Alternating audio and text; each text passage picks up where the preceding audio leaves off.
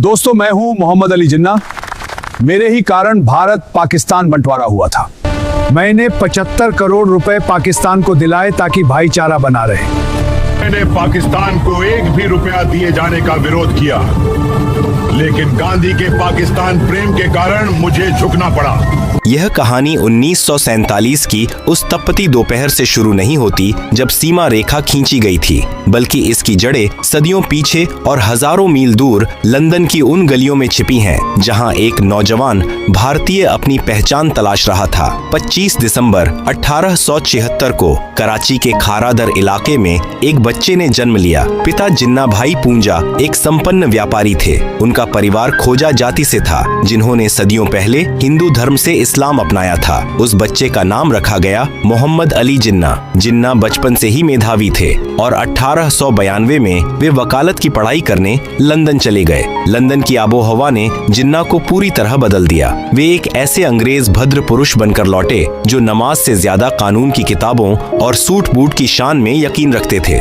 लेकिन जब 1896 में वे भारत लौटे तो उनके पिता का कारोबार डूब चुका था। जिन्ना के पास न दौलत थी न पहचान, बस था तो एक अडिग आत्मविश्वास। उन्होंने बंबई को अपना कार्य क्षेत्र चुना और जल्द ही शहर के सबसे महंगे और मशहूर वकील बन गए। उस समय के जिन्ना और 1947 के जिन्ना में जमीन आसमान का फर्क था। शुरुआती दौर में जिन्ना कट्टर धर्मनिरपेक्ष थे। वे भारतीय राष्ट्रीय कांग्रेस के सदस्य थे और गोपाल कृष्ण गोखले को अपना आदर्श मानते थे। उनकी देशभक्ति पर किसी को शक नहीं था। सरोजिनी नायडू ने तो उन्हें हिंदू मुस्लिम एकता का राजदूत तक कह दिया था। 19वीं सदी के अंत तक अंग्रेज समझ चुके थे कि अगर भारत पर राज करना है तो यहाँ की सबसे बड़ी ताकत हिंदू और मुस्लिम एकता को तोड़ना होगा। उस समय का बंगाल प्रेसिडेंसी क्रांतिकारी गतिविधियों का केंद्र था। बिहारी, बंगाली, हिंदू और मुसलमान मिलकर अंग्रेजों की नाक में दम कर रहे थे। तभी प्रवेश होता है लॉर्ड कर्जन का। 1905 में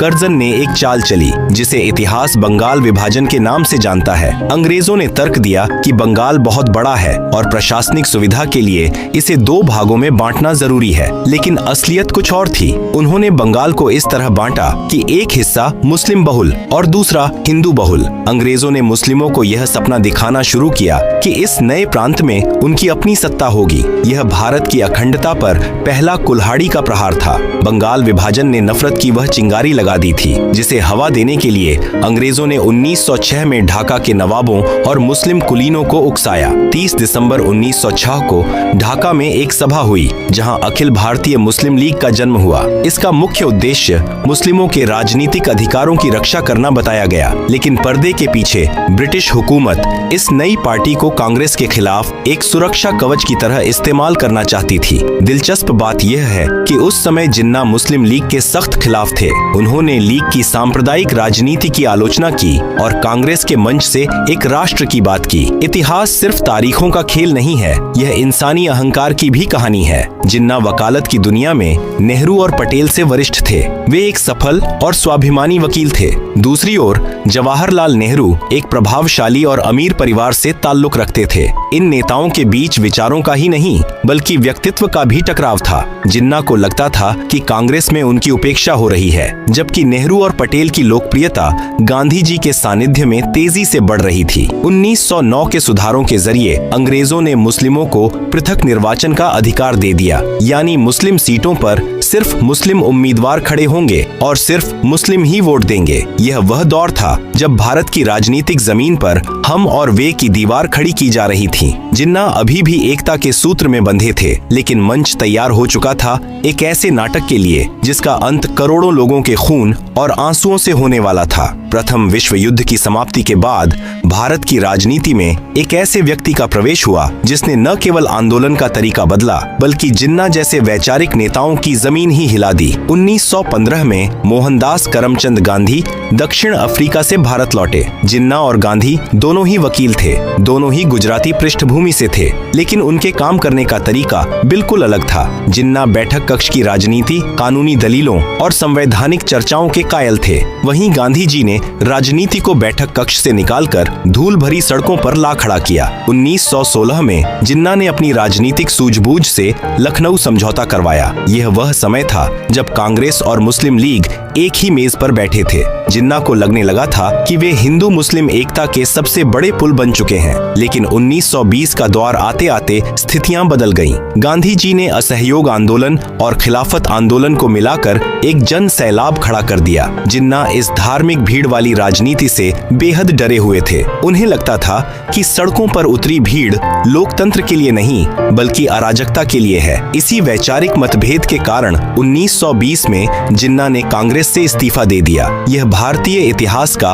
वह मोड़ था जहां से रास्ते हमेशा के लिए अलग हो गए। कांग्रेस छोड़ने के बाद जिन्ना राजनीति में हाशिए पर चले गए। उन्हें लगा कि गांधी की आंधी में उनकी दलीलें खो गई हैं। हताश होकर वे लंदन चले गए और वहीं अपनी वकालत करने लगे। लेकिन भारत में मुस्लिम लीग का भविष्य धुंधला रहा था। 1930 के दशक में अल्लामा इकबाल और लियाकत अली खान जैसे नेताओं ने जिन्ना को वापस आने के लिए मनाया। जिन्ना को समझ आ गया था कि भारत की भावी राजनीति में अगर अपना वजूद बचाना है तो उन्हें मुस्लिमों का एकमात्र प्रवक्ता बनना ही होगा। वे भारत लौटे, लेकिन इस बार उनके हाथ में सुलह की चिट्ठी नहीं बल्कि पृथक पहचान का झंडा था। 1935 के भारत सरकार अधिनियम के बाद 1937 में प्रांतीय चुनाव हुए। ये चुनाव भारत के इतिहास में निर्णायक मोड़ साबित हुए। कांग्रेस ने जबरदस्त जीत हासिल की, जबकि मुस्लिम लीग को मुस्लिम सीटों पर भी करारी हार का सामना करना पड़ा। जिन्ना को उम्मीद थी कि संयुक्त प्रांत में कांग्रेस उनके साथ मिलकर सरकार बनाएगी, लेकिन जीत के नशे में चूर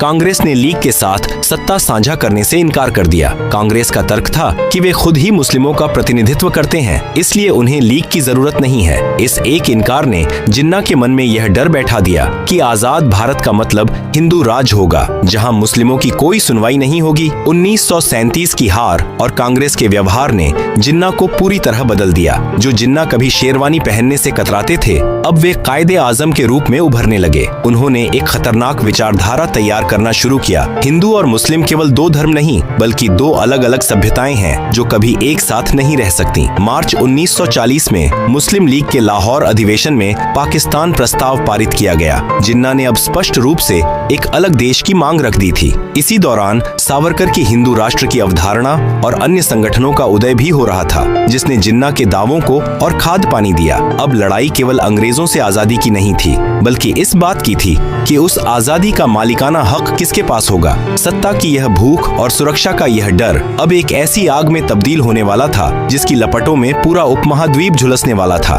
द्वितीय विश्व युद्ध के बाद ब्रिटेन की कमर टूट चुकी थी। लंदन में सत्ता बदली और लेबर पार्टी के क्लेमेंट एटली प्रधानमंत्री बने। वे जल्द से जल्द भारत को आजाद कर यहाँ के सिर दर्द से छुटकारा पाना चाहते थे, लेकिन भारत के भीतर नेहरू और जिन्ना के बीच की खाई अब इतनी गहरी हो चुकी थी कि उसे पाटना नामुमकिन लग रहा था। ब्रिटिश सरकार ने 1946 में 3 मंत्रियों को भारत भेजा, जिसे मंत्रिमंडल मिशन कहा गया। इनका उद्देश्य था बिना विभाजन के आजादी का रास्ता निकालना। मिशन ने एक अनूठा समूह प्रणाली सुझाया। भारत को 3 हिस्सों में बांटा जाना था। 2 समूहों में मुस्लिम बहुल इलाके थे, जबकि एक में हिंदू बहुल। जिन्ना ने इस योजना को मान लिया क्योंकि उन्हें इसमें एक छोटा पाकिस्तान दिखाई दे रहा था। नेहरू भी शुरू में राजी हुए, लेकिन एक प्रेस वार्ता में उन्होंने कह दिया कि भविष्य में इन समूहों की बनावट बदली जा सकती है। जिन्ना को लगा कि नेहरू उन्हें धोखा दे रहे हैं और आजाद भारत में कांग्रेस अपनी बहुमत के जोर पर समूह प्रणाली खत्म कर देगी। जिन्ना ने तुरंत अपना समर्थन वापस ले लिया। अब जिन्ना के पास केवल एक ही रास्ता बचा था,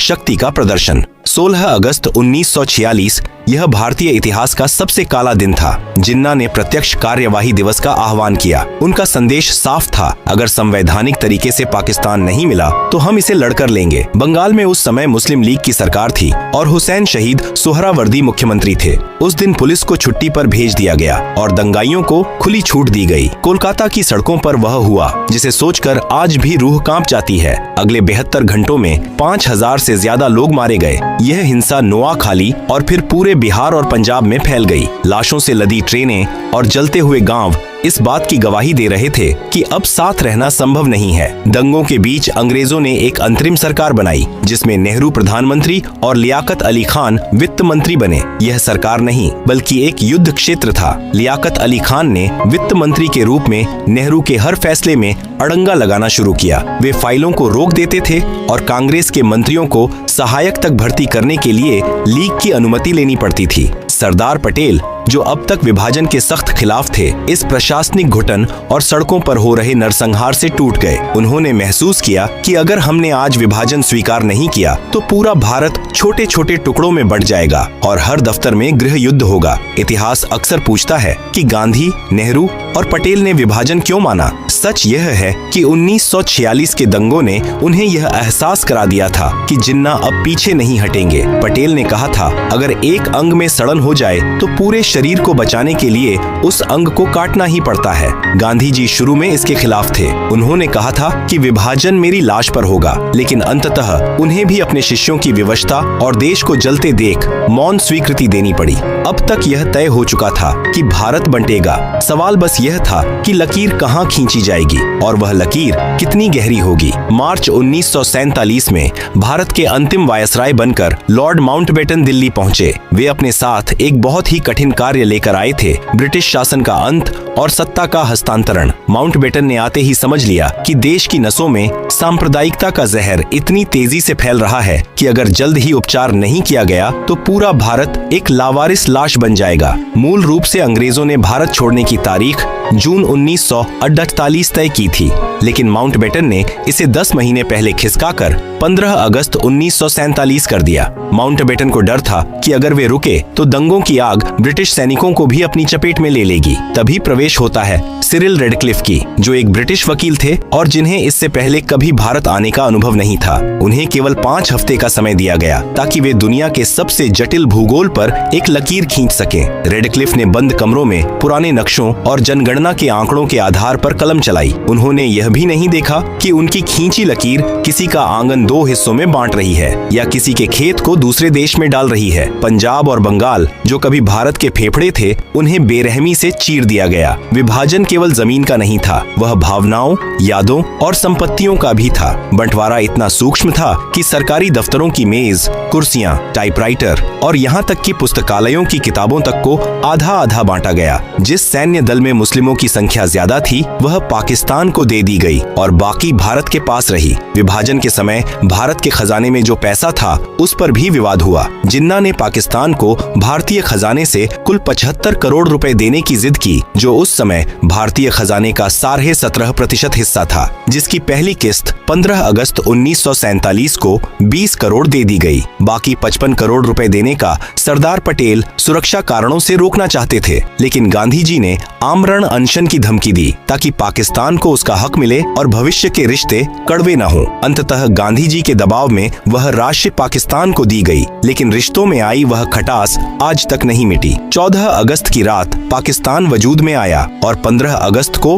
भारत ने अपनी आजादी का जश्न मनाया। लेकिन विडंबना देखिए, जिस दिन करोड़ों लोग आजाद हुए, उन्हें यह तक नहीं पता था कि वे किस देश के नागरिक हैं। रेडक्लिफ ने अपनी सीमा रेखा की घोषणा 15 अगस्त को नहीं बल्कि 17 अगस्त को की थी। 2 दिनों तक पंजाब और बंगाल के सीमावर्ती इलाकों में लोग इस खौफ में रहे कि उनका घर लकीर के इस पार है या उस पार। जब लकीर खींची तो वह किसी घाव की तरह थी। रातों रात दोस्त दुश्मन बन गए। जो पड़ोसी कल तक एक दूसरे के सुख दुख के साथी थे, वे अब एक दूसरे के खून के प्यासे हो गए। विभाजन के बाद जो मंजर देखा गया, वह मानवीय इतिहास की सबसे बड़ी त्रासदी थी। लगभग 1.5 करोड़ लोगों को अपना घर, अपनी जड़ें और अपनी पहचान छोड़कर भागना पड़ा। सड़कों पर मीलों लंबी कतारें थीं, हाथों में थोड़ा सा सामान और आंखों में अनजाना डर। सबसे खौफनाक मंजर था उन शरणार्थी ट्रेनों का। ट्रेनें जब स्टेशन पर रुकती थीं, तो वे यात्रियों से नहीं बल्कि लाशों से भरी होती थीं। डिब्बों पर खून से लिखा होता था, पाकिस्तान भारत को तोहफा। महिलाओं के साथ जो बर्बरता हुई, वह शब्दों में बयान करना असंभव है। लगभग 10 से 20 लाख लोग इस नफरत की भेंट चढ़ गए। किसी ने अपना बेटा खोया,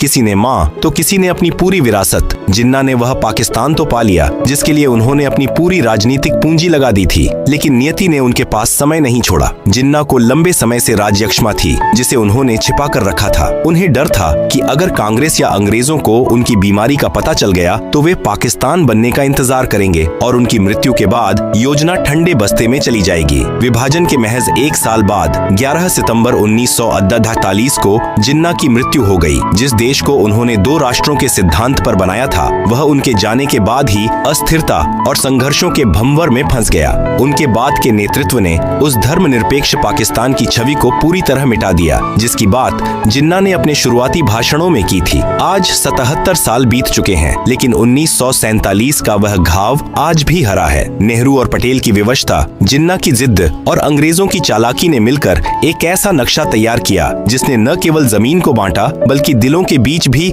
कंटीली तारें खींच दी। विभाजन केवल एक राजनीतिक फैसला नहीं था, बल्कि एक प्रशासनिक और मानवीय विफलता थी। एक ऐसी जल्दबाजी जिसने करोड़ों लोगों को शरणार्थी बना दिया। आज जब हम आजादी की खुशियां मनाते हैं तो हमें उन गुमनाम चीखों को भी याद रखना चाहिए जिन्होंने उस आजादी की बहुत भारी कीमत चुकाई थी। विभाजन का इतिहास हमें सिखाता है कि जब राजनीति धर्म और अहंकार के चश्मे से देखी जाती है तो नक्शे तो बन जाते हैं, लेकिन इंसानियत हार जाती है।